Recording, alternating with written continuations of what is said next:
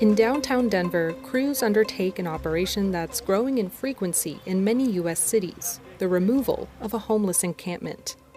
This encampment spanned several blocks with dozens of tents. I don't know where I'll go. Wander to the nearest couple blocks from here and see if we get yelled at for being there. Denver cleaned roughly 230 large encampments like this one in 2021 and 2022, costing the city nearly $600,000. After this cleanup, Denver Mayor Mike Johnston's office said more than 60 people were offered indoor shelter. But the mood was dour among some of the encampment residents the morning of the sweep. You know, the word sweep that they use is actually pretty good. That's kind of how it feels, is like being swept like trash. We're not trash, we're people. Homelessness is on the rise across the United States, and with it, so are the number of encampments appearing in cities of all sizes. That has put city leaders under pressure to act on what they say are dangerous and unsanitary living conditions. Experts and advocates say such actions are just moving people from one spot to another without addressing the underlying issues. The number one driver of sweeps are complaints. And so citizens register complaints with their politicians. The reaction has to be fast and swift and reduce visibility in order for politicians to sort of relieve that political pressure. While it's difficult to quantify how local governments struggle with encampments, records obtained by the Associated Press show that attempts to clear them are rising in some cities.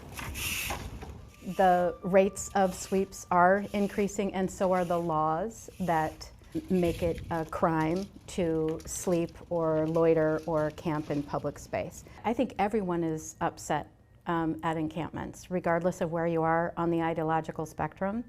It's upsetting to advocates because they know people need appropriate shelter and housing, and it's upsetting to others who are, focused on the impact that they perceive to themselves. We hear about areas where you have longer-term encampments becoming less choice places for customers.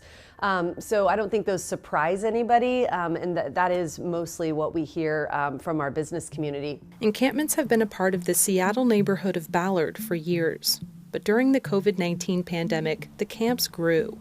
Now businesses install blocks to deter RVs from parking.